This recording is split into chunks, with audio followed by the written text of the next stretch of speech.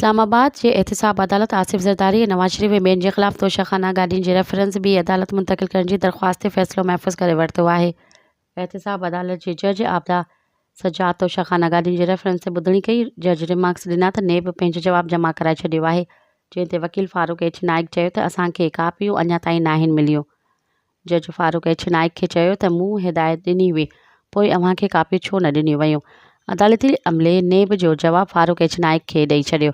Deputy DGP prosecutor नेब अदालत जे कमरे में पेश थियो। वकील फ़ारूक एच नाइक चयो त नेब आख़िर में हथ सां ख़बर नाहे छा आहे लिखियो। जज रिमार्क्स ॾिना त नेब ज़िबानी चई रहियो हुयो त केस स्पेशल जज सेंट्रल ॾांहुं उमाणियो, मूं हिदायत ॾिनी त लिखी ॾियो। मज़ीद ख़बरनि ऐं तफ़सीलात लाइ विज़िट कयो असांजी वेबसाइट www.awamiNewsHD.com ऐं ॾिसंदा रहो अवामी न्यूज़ HD।